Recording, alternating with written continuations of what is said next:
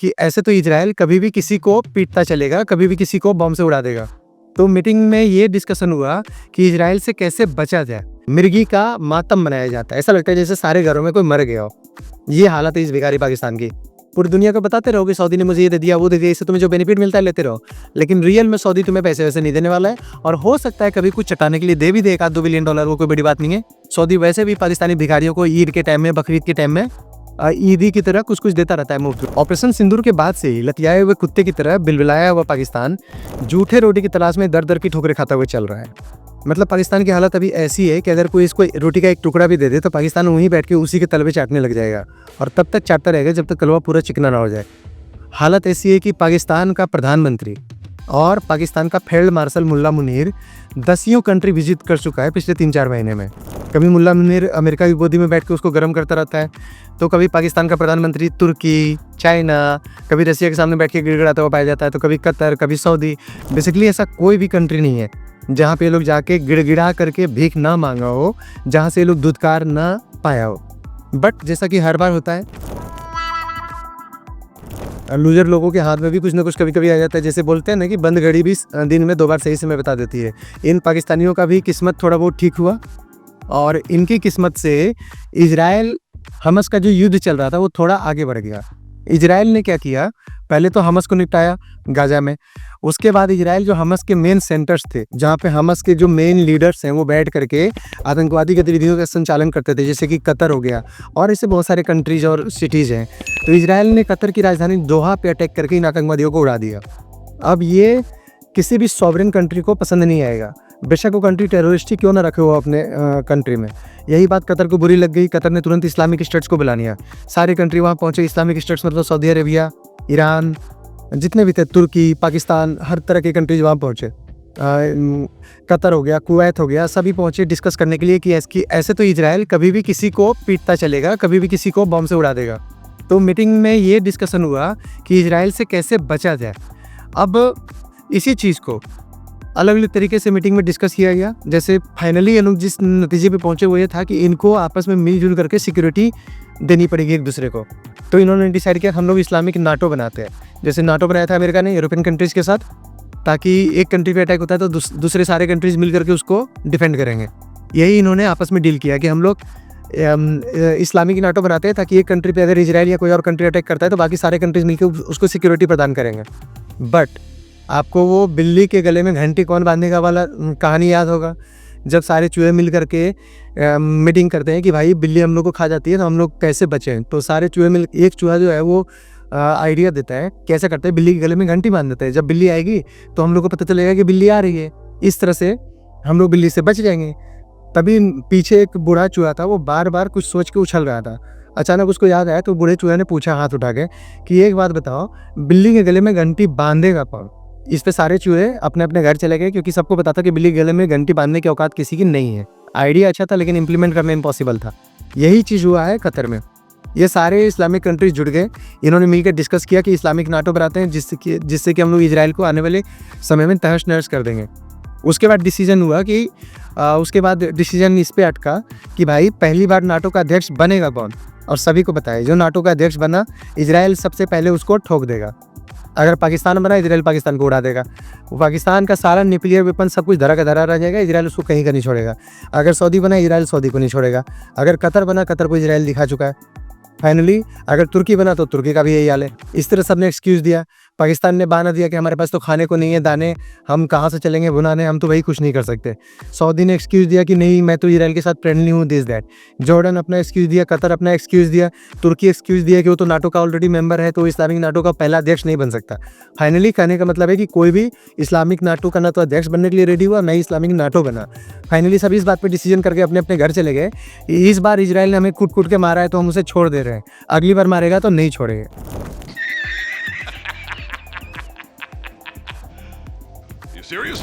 Anyway, मैं इसकी irony और इसके पैराडॉक्स पे नहीं जाऊंगा, ये आप लोग खुद समझ सकते हो। अब आती है बात फिर से पाकिस्तान की। पाकिस्तान को यहीं पे मौका हाथ आ गया। पाकिस्तान जो हर जगह झांकता चल रहा था कि कहीं से इसको कुछ भी मांगने का मौका मिल जाए, इसको फाइनली मौका मिल गया। पाकिस्तान के पास अच्छी खासी आर्मी है, आर्मी अच्छी खासी है, लेकिन उनको देने के इसके पास पैसे नहीं है। पाकिस्तान के पास लोगों को देने के सैलरी नहीं है, पैसे नहीं है। पाकिस्तान को लोगों को देने को खाने नहीं है, दाने नहीं है। पाकिस्तान के पास कुछ नहीं है, भिखारी है। और पाकिस्तान अगर जिस महीने IMF से लोन ना मिले, उस महीने पाकिस्तान में मिर्गी का मातम मनाया जाता है। ऐसा लगता है जैसे सारे घरों में कोई मर गया हो। ये हालत है इस भिखारी पाकिस्तान की।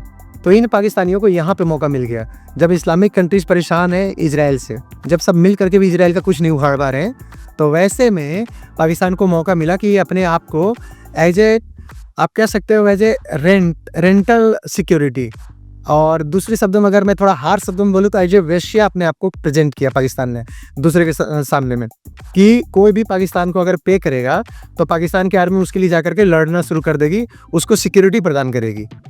अब यहाँ पे पाकिस्तान की एंट्री होती है।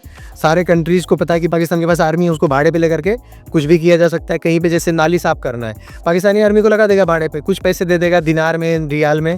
पाकिस्तान की आर्मी जाकर के गोबर साफ करती रहेगी, नाली साफ करती रहेगी, यही इनका काम है। ऐसा पहले भी हो चुका है, बार बार हो चुका है। जब इनको स्टेडियम भी सिक्योरिटी देनी होती है, पाकिस्तानी आर्मी को बुला करके गार्ड्स की तरह लगा देते हैं। अगर इनको कहीं पे कोई भी ऐसा काम जो रॉयल आर्मी या जो अच्छी खासी आर्मी नहीं कर सकती है अरेबियन कंट्रीज में, तो वो पाकिस्तानियों को बुलाते हैं। ऐसे नीच छोटे कामों के लिए पाकिस्तानियों को बुला के उसमें लगा देते हैं। 80s-90s में पाकिस्तानी आर्मी जो थी वो सिक्योरिटी प्रदान करती थी, मतलब पर्सनल सिक्योरिटी, बॉडीगार्ड की तरह काम करती थी दूसरे देशों में, सऊदी अरेबिया वगैरह में, और भी कंट्रीज़ में लोग ऐसा कर चुके हैं। कई बार इनको अभी रिसेंटली यूज़ किया जा चुका है, कतर में, ओमान वगैरह में। अगर उनको सिक्योरिटी की ज़रूरत रहती है तो वो इनको कभी भी बुला लेते हैं, इनकी आर्मी को कुछ भाड़े दे करके, कुछ पैसे दे करके, महीने का सैलरी दे करके इनको रखते हैं, और इस तरह से इनका खर्चा चल जाता है।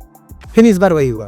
पाकिस्तान जब अभी रिसेंटली जब इजराइल ने दोहा पे अटैक कर दिया, तो अब सारे कंट्रीज सदमे में। अब हर कंट्री, इस्लामिक कंट्रीज को लग रहा है कि इजराइल तो कभी भी किसी को कहीं भी घुस के मार सकता है। अच्छा, सिक्योरिटी की जिम्मेदारी दोहा की किसकी थी? अमेरिका की थी। लेकिन अमेरिका ने बिल्कुल भी सिक्योरिटी नहीं उठाई। इनफैक्ट जब इजराइल अटैक कर रहा था तो उसमें अमेरिका भी इन्वॉल्व था। मतलब अमेरिका के साथ मिलकर इजराइल ने दोहा को पेला, और दोहा की सिक्योरिटी गारंटी अमेरिका की है। इनफैक्ट दोहा, मतलब कतर के पास जो फाइटर जेट्स वगैरह है वो सब अमेरिका से खरीदे हुए हैं। खूब कतर फाइटर जेट्स वगैरह उड़ाता रहता है हवा में, दुनिया को दिखाता रहता है कि हमारे पास F-16 है, F-19 है वगैरह वगैरह। लेकिन जब इजराइल ने कतर पे अटैक किया तो कतर एक सिंगल बंदूक तक नहीं चला पाया, एक सिंगल गोली तक नहीं चला पाया। कतर दुनिया का ऐसा पहला कंट्री बना जिस पे अटैक हुआ और उसने एक सिंगल गोली नहीं चलाई, और बाद में कतर अमेरिकन को ब्लेम करते हुए पाया गया कि भाई अमेरिकन ने हमारी सिक्योरिटी नहीं क्यों नहीं की। अरे अगर अमेरिकन ने आपकी सिक्योरिटी नहीं की थी, आप कुछ गोलियां तो चला सकते थे ना, आप कुछ फाइटर जेट्स तो उड़ा सकते थे ना। आपने बिल्कुल कुछ नहीं किया, अमेरिकन के भरोसे बैठे रहे। अमेरिकन तो धोखा देने के लिए फेमस है, उन्होंने आपको धोखा दिया। अमेरिकन ने अटैक से कुछ मिनट पहले कतर को बताया कि तुम पे अटैक होने वाला है। अगर घंटों पहले भी बता देता तब भी कतर कुछ नहीं कर पाता। फिर भी अमेरिका ने जानबूझ के कुछ मिनट पहले बताया ताकि कतर लाचार रहे और इजराइल आए कतर को पेल के चला दे, जैसा कि हुआ। अब इससे सारे इस्लामिक कंट्रीज दहशत में आए, अरेबियन कंट्रीज दहशत में आए, और उन्होंने सिक्योरिटी के लिए अब अमेरिका से इतर हट करके दूसरी जगह तलाशना शुरू किया। ऑब्वियस सी बात है, और कोई उनको बचा तो पाएगा नहीं, बट कम से कम चलो छोटे मोटे इशूज को लोग दूसरे कंट्री से अब सॉल्व करने की कोशिश करने में लग गए हैं।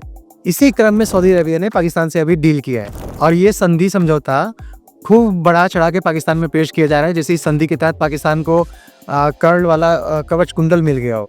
मतलब इस तरह से इसको दिखाया जा रहा है जैसे पाकिस्तान को गार्ड वगैरह के तौर पे जो सऊदी यूज़ करने वाला है, उस समझौते को ऐसे दिखा रहा है जैसे पाकिस्तान को सुदर्शन चक्र मिल गया है। एनीवे, समझौते को हम लोग ब्रीफ में समझते हैं। पहला डील तो ये हुआ है कि दोनों कंट्री पे अगर कभी कोई अटैक करता है, तो वो एक कंट्री पे अगर कोई अटैक करता है तो उसको दूसरे कंट्री भी उसको अपने पे अटैक की तरह लेगा। शब्दों पे ध्यान दीजिए, दोनों में से किसी एक कंट्री पे अगर कोई थर्ड कंट्री अटैक करता है तो दूसरा कंट्री भी उसको अपने पे अटैक की तरह मानेगा। भाई इस तरह के डील सऊदी 6वीं सेंचुरी से करता आ रहा है। सऊदी, मतलब जब सऊदी एग्जिस्ट भी नहीं करता था, सऊदी का नाम कुछ और था, तब से वो ऐसे डील्स करता आ रहा है जिसमें शब्दों का हेर फेर करता है।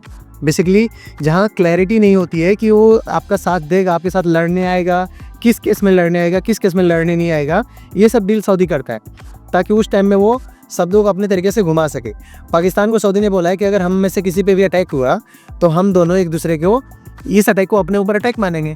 ठीक है, मान लो कल को इंडिया पाकिस्तान की लड़ाई होती है, तो इस पे जो पहला सवाल बन रहा है कि क्या सऊदी बीच में लड़ने आएगा? सऊदी कभी भी इंडिया के साथ लड़ने नहीं आएगा। इंडिया सऊदी के साथ दूसरा सबसे बड़ा ट्रेडिंग पार्टनर है दुनिया में।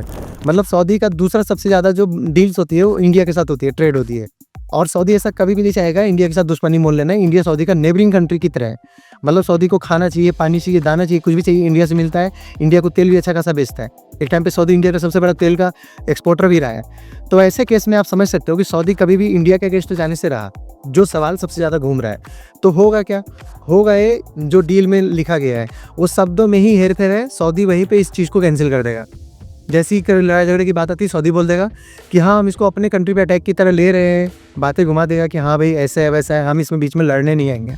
बेसिकली सऊदी यहाँ पे क्या चाह रहा है, सऊदी चाह रहा है, सऊदी एक साइड में हुतियों से परेशान है, सऊदी एक साइड में यमन वाले साइड में हुतियों से बुरी तरह से परेशान है। हुतियों से सिर्फ सऊदी नहीं परेशान है, हुतियों से कई सारे कंट्रीज परेशान है, यमन परेशान है।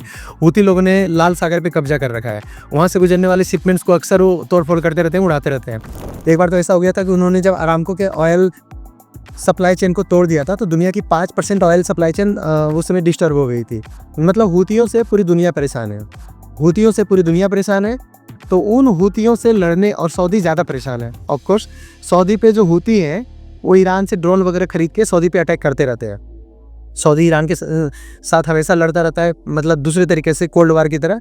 और ईरान जो है इनडायरेक्टली अपना सऊदी से लड़ता रहता है, मतलब वो अपना ड्रोन वगैरह हुतियों को और हथियार देता रहता है, हुती से अटैक करवाता है सऊदी में डिस्टर्बेंस पैदा करने के लिए। बेसिकली जैसे भारत पाकिस्तान के टेररिस्टों से परेशान है वैसे ही सऊदी हुतियों से परेशान है। तो सऊदी ने दिमाग लगाया, हुतियों से सऊदी निपट नहीं पा रहा है अच्छे से, तो सऊदी ने सोचा कि हम अपने लोगों को, अपने आर्मी को वहाँ पे क्यों मरवाएं, मरने के लिए क्यों भेजे हुतियों से।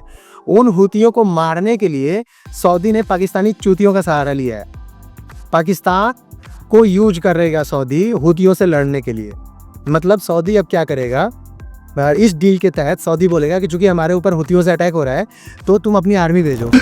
मस्त प्लान है, क्या मस्त प्लान है। पाकिस्तान जिसके पास भूखे नंगों वाली हालत है, अपनी आर्मी को 3500 रियाल के करीब का लगभग सऊदी में उसको मिलता है उसकी आर्मी को पर महीने का, जो कि इंडियन रुपीज़ में 70-75 हज़ार रुपये आता है।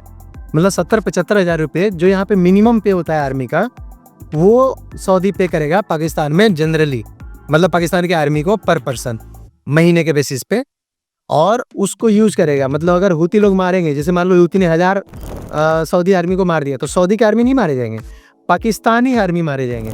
ये डील किया है सऊदी ने पाकिस्तान के साथ, बदले में पाकिस्तान को वही रोटी का टुकड़ा चटा दिया है। मतलब पाकिस्तान को उसने $1.5 बिलियन का ऑयल वाला कर्जा दिया है। ऑयल वाला कर्जा का मतलब क्या होता है कि उतना ऑयल और देगा, और ये अभी क्लियर नहीं है कि वो पैसे पाकिस्तान को बोलेगा 1 साल में लौटाने के लिए, 2 साल में। मतलब शॉर्ट टर्म लोन है या लॉन्ग टर्म लोन है, शॉर्ट टर्म उधारी है लॉन्ग टर्म उधारी अभी क्लियर नहीं है। अगर लॉन्ग टर्म उधारी है तब तो पाकिस्तान को इतनी सी राहत मिलेगी, अगर शॉर्ट टर्म है तो इतनी राहत भी नहीं मिलने वाली है। तो ये चल रहा है इस डील में। और दूसरी चीज़, इससे पाकिस्तान को क्या फ़ायदा होगा, भिखारी पाकिस्तान को थोड़े बहुत आर्मी को देने के लिए पैसे मिल जाएंगे। दूसरी बात है, पाकिस्तान दुनिया के सामने में बड़ी बड़ी अब डिंगे हाँकेगा, सऊदी हमें बचाने आ जाएगा, सऊदी से तो हमारा डील हो गया, सऊदी का पूरा तेल पाकिस्तान बोलेगा कि वो पाकिस्तान के अब बाप का हो गया है, अब ये वो दिस होने जाने यहाँ पे कुछ नहीं है। सऊदी पाकिस्तान को यूज करेगा हुतियों के खिलाफ, सऊदी पाकिस्तान को यूज करेगा नाली नकड़ अगर साफ वाफ करवाना होगा, मतलब वहाँ पे कहीं भी ऐसी जगह पोस्टिंग जहाँ पे सऊदी अपने लोगों को नहीं करवाना चाहता है, वहाँ इन पाकिस्तानी मुल्लों को भेजेगा, पाकिस्तानी आर्मी को भेजेगा और इनसे करवाएगा। मुल्ला मुनीर को वो अपने पर्सनल गार्ड की तरह सऊदी रॉयल फैमिली यूज करने वाली है। उनके पास पैसे हैं, पाकिस्तानी भिखारी है, इनको थोड़ा सा पैसा देगा और इनसे किसी भी तरह की हरकतें करवाएगा। यही बेसिकली इस डील का सारांश है। और इसको बढ़ा चढ़ा के मीडिया में पेश किया जा रहा है कि इस डील में कभी बोला जा रहा है कि $3.5 बिलियन कभी बोला जा रहा है कि $10 बिलियन सऊदी ने पाकिस्तान के बैंक में जमा कर दिया है, ताकि दुनिया को लगे कि हाँ भाई देखो फॉरेन रिजर्व पाकिस्तान के पास $2-4 बिलियन आ गए। ये सब जस्ट हवा हवाई है, एक सिंगल रियाल सऊदी ने अभी तक जमा नहीं किया है। और ऐसा कोई पुख्ता न्यूज़ नहीं है कि सऊदी $1 बिलियन या $10 बिलियन भी पाकिस्तान को देने वाला है, नहीं देने वाला है। मौखिक रूप से भले सऊदी बोल देगा पाकिस्तान को कि तुम जाओ जितना डिनोरा पीटना है पीटो, कि मैंने तुझे ये दे दिया वो दे दिया, रियल में हम तुम्हें कुछ नहीं देंगे, ताकि दुनिया के सामने में तुम बोल बोल के जो कमाना है कमाओ, जो कि तुम्हारी पुरानी आदत है। पूरी दुनिया को बताते रहो कि सऊदी ने मुझे ये दे दिया वो दे दिया, इससे तुम्हें जो बेनिफिट मिलता है लेते रहो, लेकिन रियल में सऊदी तुम्हें पैसे वैसे नहीं देने वाला है। और हो सकता है कभी कुछ चटाने के लिए दे भी दे $1-2 बिलियन, वो कोई बड़ी बात नहीं है। सऊदी वैसे भी पाकिस्तानी भिखारियों को ईद के टाइम में, बकरीद के टाइम में ईदी की तरह कुछ कुछ देता रहता है मुफ्त में। मतलब वो रिच मुस्लिम्स जो हैं वो ईदी वगैरह देते हैं, मतलब वो फ्री में गिफ्ट देते हैं दूसरे लोगों को, मुस्लिम्स को या बाकी लोगों को, जब ईद वगैरह आता है तो उसमें वो क्या करते हैं कि वो दान दक्षिणा करते हैं। तो वैसे इन भिखारी पाकिस्तानियों को सऊदी ईद वगैरह के टाइम में भीख के तौर पे बहुत कुछ दे देता है, मतलब ये ले जाओ वो ले जाओ, ईद के टाइम में खुशी का माहौल है, पाकिस्तानियों को कुछ ऐसी भीख दे देता है। तो वैसे कुछ दे देगा, $1 बिलियन 2 बिलियन वो अलग चीज़ है, बट अदरवाइज कोई ऑफिशियल डील नहीं हुआ है। जिस तरह से पाकिस्तान में डिंगे हाँका जा रहा है, ये है ये पूरा का पूरा सुरक्षा समझौता जो सऊदी अरब और पाकिस्तान के डील में अभी अभी फाइनलाइज हुआ है। अगर इसके इंडिया को लेकर मायने समझें तो जैसा कि मैंने शुरू में ही बता दिया, इंडिया को लेकर इसके मायने ये है कि कुछ भी फर्क नहीं पड़ेगा, एक रत्ती बराबर भी इंडिया और पाकिस्तान के बीच जो चल रहा है उसमें फर्क नहीं पड़ने वाला। और इंडिया को जब मन करेगा पाकिस्तान को धोएगा। पाकिस्तान एक टेररिस्ट अटैक करके इंडिया पे देख ले, ऑपरेशन सिंदूर तो जस्ट शुरुआत थी और ट्रेलर था। अगला जो इंडिया पाकिस्तान को धोएगा, और बचाने के लिए सऊदी अमेरिका क्या पाकिस्तान को कोई बचाने वाला नहीं मिलेगा इस बार। और ये डील जो है सऊदी इस डील को यूं फाड़ के फेंक देगा जिस दिन भी इंडिया अटैक करेगा या इंडिया पाकिस्तान के साथ युद्ध में उतरेगा तो, क्योंकि इस डील में ऐसा कहीं नहीं लिखा है सऊदी ने कि सऊदी बाध्य है पाकिस्तान के लिए इंडिया के खिलाफ लड़ने के लिए। सऊदी ने शब्दों की हेराफेरी कर दी है। डील में जस्ट शाब्दिक रूप से लिख दिया है कि हाँ भाई एक दूसरे के खिलाफ अटैक होगा तो हम उसको अपने ऊपर अटैक मानेंगे, तो मान लेगा कि अटैक हुआ है। अगर इंडिया पाकिस्तान की युद्ध चल रही होगी तो सऊदी मान लेगा कि हाँ भाई मेरे ऊपर भी अटैक हुआ है, बट मैं लाचार हूँ। जैसे दोहा पे जब इजराइल ने अटैक किया था तो दोहा लाचार था, कतर लाचार था, कुछ नहीं कर पाया। मैं भी लाचार हूँ, इंडिया ने तुमको मारना शुरू कर दिया पाकिस्तान में घुस के, हम भाई कुछ नहीं कर सकते, ये मेरे ऊपर अटैक है, मैं मानता हूँ, बस हो गया, बात खत्म। यही कहानी चलने वाली है इस डील के अंतर्गत में। इसके अमेरिका और चाइना के लिए क्या मायने है इस डील के, तो काफ़ी ज़्यादा चांस है कि सऊदी अरेबिया ने अमेरिका के साथ मसलिंग करने के लिए ये सब किया है, और अमेरिका भी चंगुल से निकलने के लिए भी। ये हो सकता है कि अमेरिका को दिखा रहा हो कि हम तुम्हारे बिना भी सर्वाइव कर सकते हैं, तुम्हारे बिना भी हम सिक्योरिटी वगैरह ले सकते हैं, दूसरे कंट्री से डील कर सकते हैं। या ये भी हो सकता है कि अमेरिका के चंगुल से रियल में निकलना चाह रहे हो सऊदी, क्योंकि अमेरिका ने जिस तरह से अभी धोखा दिया है दोहा में, कतर में, कतर को बिल्कुल नहीं बताया, कतर की सिक्योरिटी गारंटी लेने के बाद भी कतर के अंदर घुसवा करके इजराइल से पिलवा दिया कतर को। तो अब तो सबको समझ में आने लग गया कि भाई अमेरिका जो कि हमेशा से धोखेबाज रहा है वो हमें कभी भी सिक्योरिटी नहीं दे सकता, स्पेशली इजराइल के अगेंस्ट। तो ये भी हो सकता है कि सऊदी जहाँ तहाँ सिक्योरिटी तलाश में अब जुट गया है। सऊदी के पास अपनी कोई स्ट्रॉन्ग आर्मी है नहीं, सऊदी ने उसको हटा दिया था बहुत साल पहले, मतलब वीक आर्मी रखा हुआ है सऊदी, ताकि सऊदी में तख्ता पलट वगैरह ना हो जाए। तो ऐसे में सऊदी पूरी तरह अमेरिका पे डिपेंडेंट था लंबे समय से, तो हो सकता है सऊदी उससे निकलने की कोशिश कर रहा है। या ये भी हो सकता है कि अमेरिका का यहाँ पे हिंट रहा हो कि पाकिस्तान के साथ डील वगैरह कर लो, सऊदी को इस तरह का हिंट दिया हो ताकि इंडिया पे प्रेशर बनाया जा सके, जो कि अमेरिका लंबे समय से चाह रहा है। इसको मैं अगले वीडियो में डिस्कस करूँगा कि किस तरह से अमेरिका ने अपनी आर्मी को बांग्लादेश में उतारा है, और कैसे भारत ने भी अपनी आर्मी को म्यांमार में उतार दिया है अमेरिका को काउंटर करने के लिए। और हो सकता है बांग्लादेश म्यांमार के बीच में युद्ध शुरू हो जाए, जिसमें बांग्लादेश की तरफ से यूएस लड़ेगा और म्यांमार की तरफ से इंडिया भी साथ देगा। तो चलो ये अगले वीडियो में कवर करेंगे। तो चूँकि यूएस धोखेबाजी करता आ रहा है, इस वजह से ऐसा हो सकता है कि सऊदी ये सब हरकतें कर रहा हो यूएस से बचने के लिए, यूएस के चंगुल से निकलने के लिए। अगर चाइना के बारे में बात करें तो चाइना को इसमें फ़ायदा ही फ़ायदा है, क्योंकि चाइना अब न सिर्फ पाकिस्तान में इन्वेस्ट करेगा बल्कि सऊदी में भी इन्वेस्ट करेगा, अगर सऊदी और पाकिस्तान के बीच रिश्ते और ज़्यादा सुधर जाते हैं तो चाइना तो वैसे भी इकोनॉमिक एक्सपेंशन में लगा हुआ है। फिजिकल एक्सपेंशन अभी चाइना का मतलब तरीका नहीं है फिलहाल के लिए, तो चाइना को भी इसमें बेनिफिट होने वाला है इस डील में। अब रही बात कि इसमें पाकिस्तान को मैं बता दिया क्या बेनिफिट होने वाला, सऊदी को क्या होने वाला बता दिया। अगर आप इंडिया की बात करो तो वो भी मैंने कवर कर लिया कि इंडिया को इससे कुछ खास नुकसान होने वाला नहीं है, और सऊदी कभी भी इंडिया पाकिस्तान का युद्ध होता है तो सऊदी उससे सीधे हाथ खींच लेगा, सीधे साइड में खड़ा हो जाएगा। जब तक सऊदी को ज़रूरत है हुतियों से लड़ने के लिए, तब तक वो पाकिस्तानी आर्मी को यूज़ करेगा। और हुतियों ही नहीं बल्कि और भी अगर कहीं पे कुछ छोटे मोटे काम सऊदी को करवाने होंगे, सिक्योरिटी वगैरह का काम जैसे होता है मॉल वगैरह में, तो वो सब के लिए भी पाकिस्तानी आर्मी को सस्ते रेट में सऊदी यूज़ करने वाला है। तो ये तो था सऊदी और पाकिस्तान के बीच में स्ट्रेटेजिक डील का कंप्लीट डिस्कशन। हुतियों वाले मसले को मैं नेक्स्ट वीडियो में कवर करूंगा। और बांग्लादेश में अमेरिका ने जो अपनी 120 आर्मी उतारी है, और इंडिया ने उसी टाइम इंडिया ने अपनी आर्मी म्यांमार में उतार दी है बांग्लादेश को काउंटर करने के लिए, मतलब अमेरिका बांग्लादेश को काउंटर करने के लिए, इसको मैं नेक्स्ट वीडियो में कवर करूंगा।